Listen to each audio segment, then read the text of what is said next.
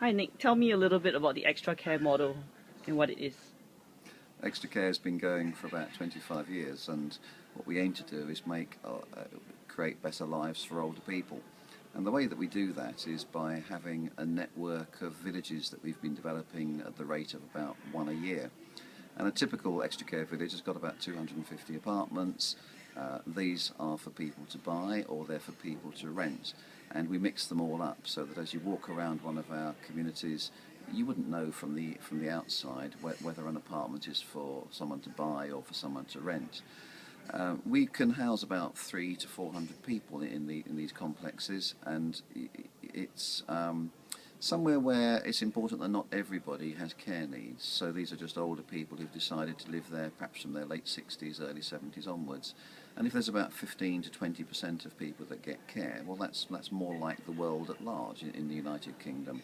So what we're not doing is creating somewhere where everybody needs care, and therefore the only people you meet and talk to are also people that get care.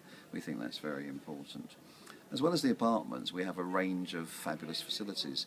So we're sitting in a bar at the moment. Around the corner is the restaurant, and just a short way away is the woodwork room and the craft room. And we've been holding a conference in our smart village hall. We've got a gymnasium for people to go and work out and keep fit. There's all sorts of areas here where people can meet their friends from inside the village or outside the village. And that means that they're having conversations and they're feeling better about themselves and they're feeling better about the world in general. And we know from our studies in the past that makes people feel good, it makes their care needs go down because they don't have to be lonely anymore. If they want company, there is always company around. If they want to be on their own, they can be on their own. So we produce what we think is a great building architecturally. It's very big, it's very airy, it's light, there's lots of space and lots of rooms here. And then the important thing is that as the residents move in, they and the staff together create the atmosphere that makes our villages so special. It's always great when we have a visitor and they come into one of our villages and they say, gosh, it's noisy. It seems it's vibrant here. There's things going on. There's a lot of people coming and going. And that's deliberate. This should be a smart place, but it shouldn't be a quiet place. It shouldn't be a clinical place. It's not a health facility. It's where people live. And the job of our staff is to try and make sure that people can live and live independently and have a great time in later life. So it's not something to be afraid of. Fantastic. How do you keep your villages affordable? We keep them affordable by tapping into the money that people have when they sell their own homes. So we have a mix of people buying and renting, and with the money that we make from selling properties to people who are buying, that enables us to subsidise the services for people who are renting, so that we can charge out those rental properties at the same sort of very low sub-market rents that people would pay if they were living in housing provided by the local authority or a housing association. As a charity, it's important to us that the business should work, but we're not here to make huge surpluses. We want to make enough to keep the villages smart, but we would never have fewer than 20% of people paying those very low rents. And sometimes if we get assistance from the government of the UK towards the capital costs, then we can provide even more rental housing here, which is what a lot of local authorities would like us to do. So you might go to another village and it's perhaps half and half. On the other side of Birmingham, we've got a lot of capital towards the cost of a village, and there we've got 80% of people renting and 20% of people who are purchasing.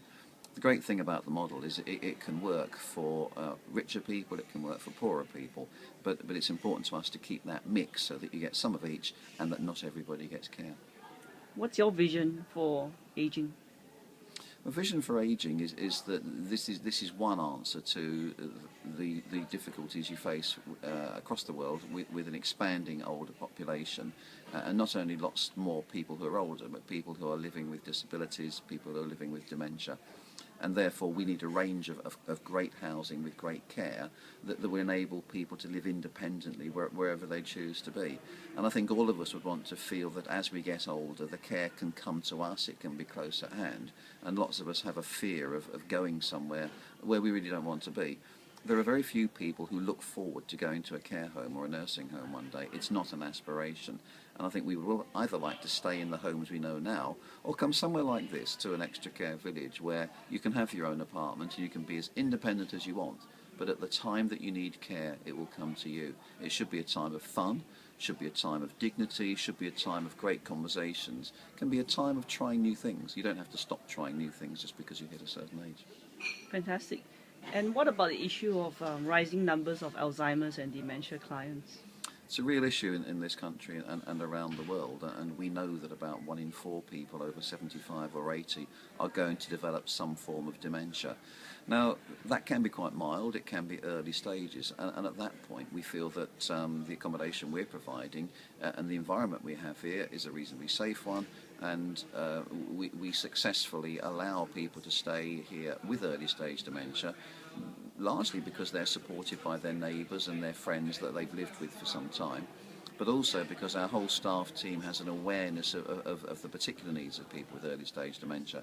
And we've pioneered a programme here which we call our Enriched Opportunities Programme, and that's based around a member of staff in each of our villages, which we call a locksmith, because we want that person to understand an adult with early stage dementia and unlock something in that person's past that might help us and them to make more sense of their current surroundings. And we've been able to demonstrate that through the use of that programme with people with those skills, people can stay longer in this kind of environment than would otherwise be the case. We can't really cope here though once dementia gets beyond a certain level, and that's because the environment would eventually become dangerous for them, or they would become a danger to other people.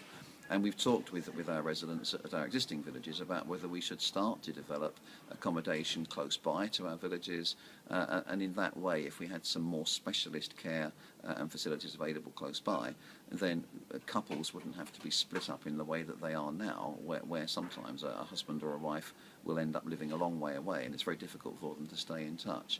So we'll be very, very keen to develop some better answers to that in the future. We haven't got that right yet, and as we would like people to stay with us forever, and it's people with advanced dementia that at the moment can't.